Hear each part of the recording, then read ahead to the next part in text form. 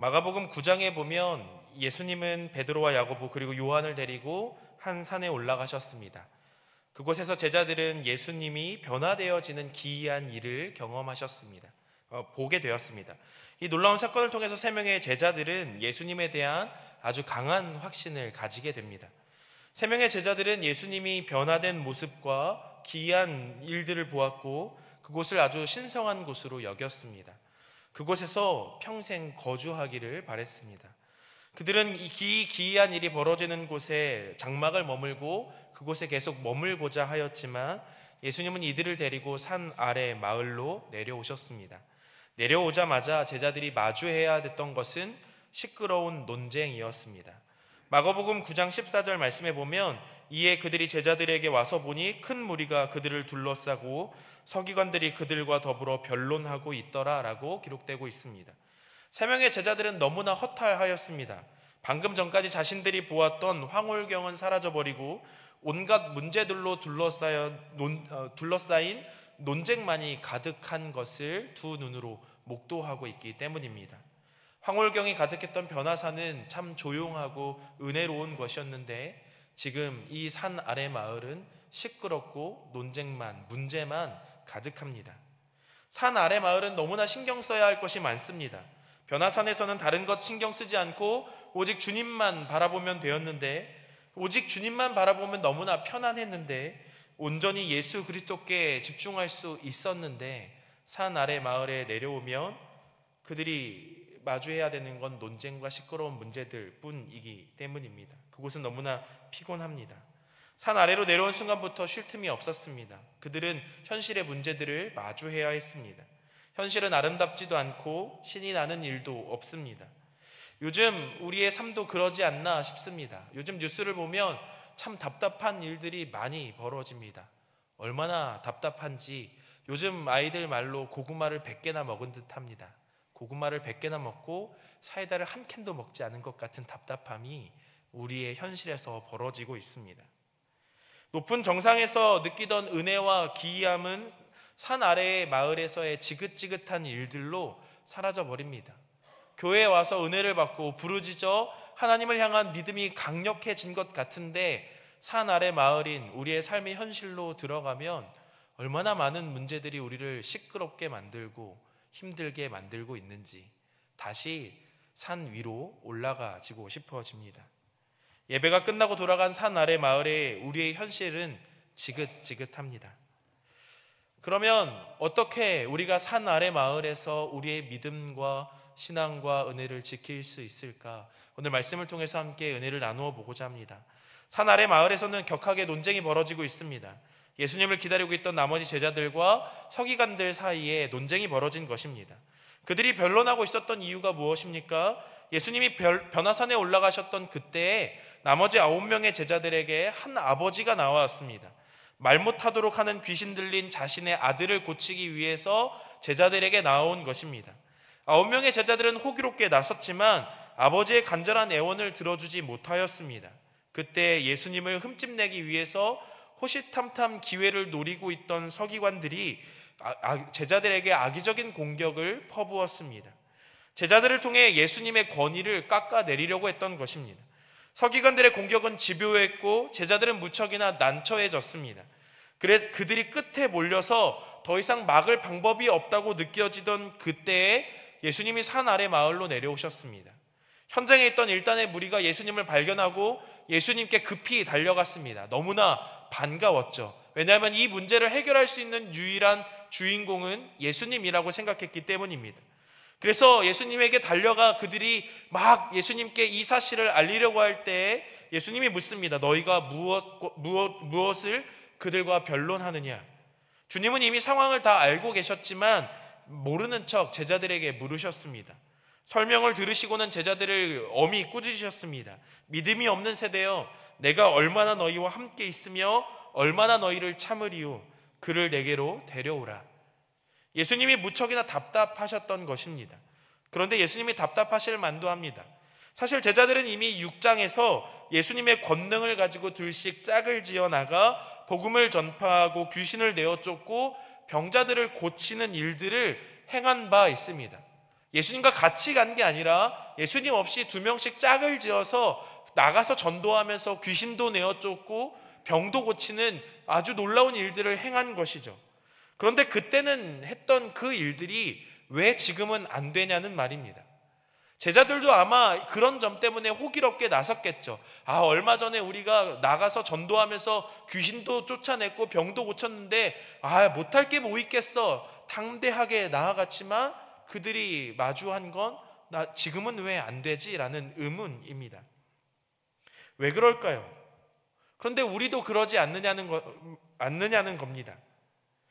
얼마 전까지만 해도 은혜가 충만하면 뭐든지 다 할 수 있을 것 같은데, 은혜가 충만하면 믿음으로 모든 문제를 다 뚫어낼 수 있을 것 같은데, 조금만 지나면 마치 문제들이 나를 집어삼켜서 나를 사라져버리게 만들 것 같은 때들 많이 느끼지 않으시나요? 그런 문제들 때문에 도저히 한 걸음도 뗄 수 없어서 주저앉아 계신 때가 얼마나 많으시냔 말입니다. 제자들만 그런 게 아니라 우리도 그러하다는 거죠. 그들에게서 믿음이 사라지고 문제만 남을 때 이런 일들이 벌어지고 있는 것입니다. 같은 사건을 마태복음과 누가복음에서도 다루고 있습니다. 그런데 마태복음은 마지막 제자들이 예수님께 나와서 왜 자신들이 귀신을 내어쫓지 못했는지 예수님께 물었을 때에 그 예수님의 대답이 마가복음과는 좀 다르게 기록하고 있습니다. 마가복음, 오늘 우리가 살펴본 마가복음에서는 예수님이 기도에 관해서 말씀하고 계시지만 마태복음에서는 제자들의 믿음 없음을 책망하시며 겨자씨 한 알만큼이라도 믿음이 있다면 산을 옮기며 못할 것이 없다라고 말씀하셨습니다. 마태복음을 통해 살펴볼 때 제자들에게는 믿음이 없었던 것입니다. 제자들 자신들에게 은혜가 충만하였을 때에는 가능했던 그 일들이 이제는 불가능해져 버린 이유, 계속해서 예수님께 시선을 두지 못하고 문제들만 바라보게 되니 그들에게 결국 믿음이 사라져 버린 것입니다. 변화산에서 산 아래 마을로 내려온 제자들도 마찬가지였습니다. 그들이 권능으로 귀신을 내어쫓던 자들이었음에도 불구하고, 방금 전까지 변화산에서 은혜와 믿음이 충만하여졌던 자들임에도 불구하고 산 아래 마을에 내려와서 수많은 문제들에 뒤집어 쓰자마자, 수많은 문제들을 마주하자마자 그들에게 믿음이 사라져 버린 것입니다. 그렇기 때문에 그들은 문제만 더 크게 보이고 있습니다. 그들이 처하고 있는 상황을 좀 살펴볼까요? 당장 스승이신 예수님이 보이지 않습니다. 아니, 안 계십니다. 그나마 수제자라고 할 만한 베드로도, 또 그 베드로를 포함한 4명의 제자들도 없었습니다. 자신들을 둘러싼 수많은 군중들이 보입니다. 호시탐탐 기회를 노리며 트집을 잡고 있는 서기관들의 외침이 들려집니다. 귀신 들린 아들을 둔 아버지의 간절한 외침도 들려옵니다.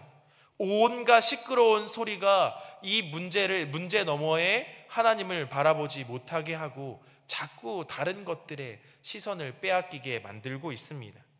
호기롭게 나섰지만 그들은 집중하지 못하였습니다. 문제들이 너무나 커 보여서 붙들어야 할 믿음이 사라져 버렸습니다. 유명한 동물 조련사 윌리엄 힌슨이라는 사람이 있습니다. 이 조련사가 사자를 조련할 때 아주 특이한 물건 하나를 들고 사자에게 다가간다고 합니다. 그가 사자에게 다가갈 때 들고 간 물건은 발이 4개 달린 의자였습니다. 사람들이 궁금해서 물어봅니다. 상식적으로 생각하면 사나운 사자에게 다가갈 때는 자신을 지킬 만한 수많은 무기들을 들고 가야 할 것 같은데 왜 의자를 들고 들어갑니까? 힌슨이 대답합니다.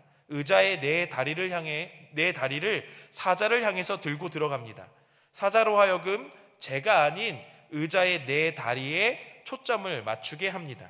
사자는 저에게 집중하지 못하고 의자의 4다리에만 신경을 쓰고 집중력을 상실하게 되면서 일종의 무기력증에 빠지게 됩니다. 집중력이 분산된 사자는 온순하고 유약하게 됩니다. 사랑하는 성도 여러분, 산 아래 마을은 논쟁이 가득합니다. 시끄럽고 분주합니다. 그래서 우리가 온전히 집중해야 할 것들에 집중하지 못하게 하고 온갖 문제들만 바라보게 만듭니다. 그러니 은혜가 사라져버리고 믿음도 사라져버립니다. 야고보는 두 마음을 품는 것을 경계하였습니다. 오직 믿음으로 구하고 조금도 의심하지 말라. 의심하는 자는 바람에 밀려 요동하는 바닷물결 같으니 이런 사람은 무엇이든지 주께 얻기를 생각하지 말라. 두 마음을 품어 모든 일에 정함이 없는 자라. 사랑하는 성도 여러분, 왜 두 마음을 품습니까? 의심하기 때문입니다. 바다의 파도와 거센 바람에 온 신경을 집중하니 진짜 붙들어야 할 것을 붙들지 못하는 것입니다. 우리의 삶도 마찬가지입니다. 산 아래 마을에서 은혜와 믿음을 잃지 않는 방법은 문제에 집중하는 것이 아니라 문제 너머를 바라보는 데에 있습니다. 문제 너머에 계신 하나님을 바라보는 데에 있습니다. 제자들이 이 문제를 해결하게 된 방법도 간단합니다. 산 아래로 내려오신 예수 그리스도를 그들이 발견한 것입니다. 그분에게 시선을 두게 되자 모든 문제들이 사라져 버립니다. 예수 그리스도에게 집중하자 거짓말처럼 모든 문제는 예수 그리스도께 맡겨졌습니다. 집중이라는 것은 결국 선택의 문제라고 말합니다. 모든 것을 다 할 수 없기 때문에 결국은 결정해야 한다는 거죠. 내가 선택해서 집중해야 하는 것은 내가 놓치게 되는 것보다 훨씬 더 소중한 것이어야 할 것입니다. 산 아래 마을에서 우리가 놓치지 말고 선택해야 할 것은 우리 주 예수 그리스도여야 합니다. 문제들을 선택하는 것이 아니라 문제 너머에 계신 예수 그리스도를 바라보고 그분을 선택해야 한다는 것입니다. 산 아래의 삶에서 우리에게 주어진 수많은 현실들이 있습니다. 그리고 우리는 매번 선택해야 합니다. 해야 할 일이 산더미같이 쌓입니다. 자꾸 밀려서 내 삶을 넘어버리는 것 같이, 그 문제들이 내 삶을 덮어버려서 내 삶이 그 문제들에 잠기워져 버려서 숨을 못 쉬게 되는 것 같은 순간들이 있습니다. 그런데 산 아래 그 마을에서 우리가 진짜 집중해야 할 예수 그리스도에게 집중하게 되면 그 모든 것들이 한순간에 사라져 버린다는 거죠. 우리의 삶의 그 무엇보다 주님이 먼저여야 합니다. 결국 믿음이라는 것은 하나님께 내 삶을 집중한다는 것을 말합니다. 믿음은 선택의 문제입니다. 내가 무엇을 믿고 무엇에 집중할 것이냐는 것입니다. 내가 하나님을 믿는다고 말한다면 그것은 내 온 삶이 온전히 하나님께만 집중되어 있다라는 말입니다. 내가 하나님을 따르겠다라고 말하는 것은 내가 다른 것에 시선을 두지 않고 온전히 하나님께만 집중하겠다라는 의미입니다. 예수님과 귀신 들린 아이의 아버지 간의 대화는 믿음 없는 제자들에게 하시는 예수님의 말씀이기도 합니다. 이 아버지에게 예수님은 하나의 가능성에 불과했습니다. 당연히 그의 제자들이 문제를 해결하지 못하였기 때문에 생겨나는 의심이죠. 제자가 못했으니 그 스승도 볼만하다는 것입니다. 그 스승이 와서 해결되리라는 100%의 확신이 없는 거죠. 그러니 그 아버지는 이렇게 이야기합니다. 하실 수 있다면 내 아이를 고쳐달라고 말입니다. 그러자 예수님이 그 아버지를 강하게 책망하고 꾸짖으셨습니다. 할 수 있거든이 무슨 말이냐? 믿는 자에게 능치 못함이 없다라는 것입니다. 예수님의 이 말씀은 나를 하나의 가능성으로 보지 말고 유일한 가능성으로 바라보라고 말씀하고 계시는 것입니다. 오직 예수 그리스도 외에는 다른 방법이 없음을, 오직 그분에게만 모든 시선을 두어야 함을, 오직 그분만을 선택하라는 것입니다. 모든 것을 버려두고 예수님을 따르는 제자의 도에는 다른 선택과 가능성이 없습니다. 따르거나 따르지 않거나 둘 중 하나일 뿐입니다. 예수님을 따르면서 세상을 겸하여 섬길 수는 없다라고 단호하게 말씀하셨습니다.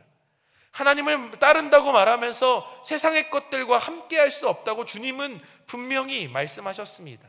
집중하라는 것입니다. 뭘 바라보고 있느냐는 것입니다. 무엇 때문에 흔들리고 있느냐는 것입니다. 왜 흔들리십니까? 주님이 없기 때문입니다. 나에게 능력이 없어서가 아니라, 그 문제 때문이 아니라 주님을 붙들지 않기 때문입니다. 히브리서 11장에는 믿음에 관해서 이야기합니다. 히브리서 11장에 넘어가면 그들은 믿음 때문에 톱으로 켬을 당하고 사자의 밥이 되기도 합니다. 믿음의 다른 선택은 없습니다. 그들은 자신의 목숨을 기꺼이 믿음 때문에 내어 놓았습니다. 그들은 하나님이 아니면 아무것도 아니었습니다. 그들에게는 자신의 목숨보다 예수 그리스도가 더 가치 있는 것이었습니다. 그들에게는 하나님이 포기하지 말아야 할 최선의 가치였기 때문에 복음만을 선택하고 복음에만 집중했습니다. 하나님 말고는 이 세상에 다른 정답이 없음을 믿기 때문에 오직 하나님만을 따르기로 선택한 것입니다. 예수 그리스도의 책망을 들은 그 아버지는 그때 나의 믿음 없음을 불쌍히 여기고 도와달라고 간구하였습니다. 그 순간 아버지의 마음이 온전히 예수님께 집중되어서 예수님을 바라보게 된 것이죠. 믿음이 없는 것이 문제라는 사실을 알게 된 것입니다. 아버지의 간절한 외침은 주님을 향한 간절한 기도가 되어졌습니다. 사랑하는 성도 여러분, 우리가 기도해야 하는 이유가 무엇입니까? 우리가 감당할 수 없는 혹은 우리가 간절히 바라는 무언가를 하나님께서 이루어 주시기를 바라는 마음으로 하지 않으십니까? 그런데 주님은 기도에 관해서 말씀하시면서 너희는 먼저 그의 나라와 그의 의를 위하여 기도하라고 말씀하셨습니다. 그것은 하나님의 뜻을 구하는 기도입니다. 그것은 모든 상황과 모든 문제들을 주님 앞에 내어놓고 모든 방법과 행위를 그분에게 일임하겠다는 신앙의 결단이 담겨 있는 것입니다. 기도는 하나님에 대한 우리의 의존에 대한 표현입니다. 기도는 하나님이 우리의 모든 문제를 해결해 주실 것이라는 믿음의 반증입니다. 그러니 우리가 해야 할 기도는 우리의 문제를 두고 기도하는 것이 아니라 하나님 나라를 위해서 기도하는 것이 정답인 거죠. 예수님이 제자들에게 기도 외에는 이런 유가 나갈 수 없다 하신 말씀에는 이런 의미가 담겨져 있을 것입니다. 그것은 믿음을 토대로 하는 기도입니다. 그 기도에는 내가 하나님만을 선택할 수 있도록 도와달라는 아버지의 간절한 외침이 담겨져 있습니다. 모든 문제의 해결을 하나님께만, 하나님의 뜻과 방법에만 맡기고 나는 하나님만을 선택하겠다는 의지가 담겨져 있습니다. 그것은 믿는 자들에게 주어지는 특권입니다. 나에게 있는 수많은 내가 감당치 못할 문제들을 선택하지 않고 나는 온전히 하나만 선택하면 되기 때문입니다. 우리가 선택해야 할 한 가지는 무엇입니까? 바로 하나님뿐입니다. 하나님 외에 다른 것이 없습니다. 여행을 다니다가 아주 위험한 도전을 한번 한 일이 있는데 그 바다 위에서 타는 제트스키라는 걸 타본 일이 있습니다. 괜찮을 줄 알았어요. 뭐 그냥 이렇게 타면 되는 거니까. 그래서 호기롭게 저희 아내를 뒤에 태우고 제트스키를 탔습니다. 잘 나갈 줄 알았어요. 근데 이 발을 땡기는 순간 거대한 파도가 제 제트스키를 뒤집을 것처럼 흔들어 버렸습니다. 그래서 이제 말은 잘 안 통하니까 영어로 이제 강사님과 막 이런저런 얘기를 하는데 잘 안 통하니까 너무 무서워서 어떻게 될지 모르겠다 얘기하니 강사님이 하는 말이 힘을 빼라는 거였어요. 근데 제가 이 힘을 빼면 파도가 오히려 저를 더 넘어뜨릴 것 같으니까 두려운 거예요. 어떡하지? 고민을 하다가 더 꽉 잡으면 더 많이 흔들리는 거죠. 그런데 한 15분쯤 이거를 이제 꽉 잡고 가니까 이제 힘이 빠져서 저도 모르게 이걸 살짝 힘을 놔버리게 된 거예요. 그러니까 의지가 아니라 그냥 어쩔 수 없는 제 근력이 약해서 힘이 빠져버린 거죠. 근데 신기한 건 오히려 힘이 빠지니까 파도를 자연스럽게 타고 앞으로 달려가게 되더랍니다. 아, 이래서 힘을 빼라고 하는 거구나. 사랑하는 성도 여러분, 우리에게 닥쳐진 문제들을 내 힘으로 해결하려고 꽉 쥐고 있으면 오히려 그것이 우리를 더 흔들어 버리게 됩니다. 오히려 힘을 빼고 딱 붙잡아야 할 것에 집중해야 하는 거죠. 사랑하는 성도 여러분, 무엇에 집중하시겠습니까? 무엇을 바라보고 계십니까? 그렇기 때문에 오늘도 우리는 우리가 감당치도 못할 수백 수천 가지의 문제들을 다 던져놓고 나는 오직 하나님만 붙들겠노라고 이 밤 여기에 나와서 기도하는 것입니다. 나는 내 문제는 하나님께서 해결해 주시리라는 믿음을 두고 나는 하나님 나라와 그 뜻을 위해서 기도하겠노라고 믿음을 두고 이 자리에 나아오신 것입니다. 나는 하나님의 자녀된 자로서 그 특권을 누리겠노라고, 나는 하나님의 자녀로 아버지의 손을 붙들고 나아가겠노라고 오늘 고백하기 위해서 이 자리에 나아오신 것입니다. 그저 아버지께서 이끄시는 대로 가겠노라고 오늘 우리는 이 밤 기도할 것입니다. 사랑하는 성도 여러분, 오늘도 이 밤 우리는 기도할 것입니다. 산 아래 사는 우리들에게는 늘 문제들이 가득합니다. 세상은 늘 시끄럽습니다. 너무나 당연합니다. 하나님이 없는 곳에 그곳은 시끄럽지 않으면 안 됩니다. 하나님이 없으니까요. 그러니 세상은 늘 시끄럽고 늘 번잡한 곳입니다. 그러니 이제 우리는 하나님께 집중할 것입니다. 그 믿음의 선택이 어긋나지 않도록 오직 하나님만 바라볼 것입니다. 세상에 함몰되지 않기 위해서 우리는 하나님을 붙들 것입니다. 그래서 기도합니다. 가능한 우리에게 놓여진 문제들을 두고 기도할 것입니다. 아버지의 간절한 기도와 외침에 주님께서 반응하셨습니다. 그러나 더 본질적인 기도가 있음을 잊지 마시기 바랍니다. 하나님, 우리의 믿음 없음을 불쌍히 여겨 주시옵소서. 내가 문제만 바라보지 않게 하시고 하나님께만 집중하게 하여 주시옵소서라고 나의 믿음 없음을 불쌍히 여겨 달라고 이 밤 기도해야 합니다. 사랑하는 성도 여러분, 그분에게 집중하고 믿음의 눈을 열면 기쁨이 찾아올 것입니다. 그분에게 집중하고 우리가 결정을 내린다면 이상하게 마음에 평안이 찾아올 것입니다. 그분에게 집중할 때 삶이 가장 은혜스럽고 평안할 것입니다. 사랑하는 성도 여러분, 이 밤 기도하기를 원합니다. 세상의 소리에, 세상의 논쟁에 귀 기울이기보다 마음을 지켜 하나님을 바라보시기 바랍니다. 해결할 수 없는 거대한 문제 앞에 주저앉지 마시고 오늘 아버지의 고백같이 주여 나의 믿음 없음을 불쌍히 여겨 주시옵소서, 주여 나의 믿음 없음을 불쌍히 여겨 주시옵소서라고 믿음을 구하시기 바랍니다. 간절히 바라고 찾는 자들에게 주님이 말씀하십니다. 너희에게 평안을 끼치노니 내가 주는 평안은 세상과 같지 아니하니라. 사랑하는 성도 여러분, 오늘도 이 밤 함께 기도하기를 원합니다.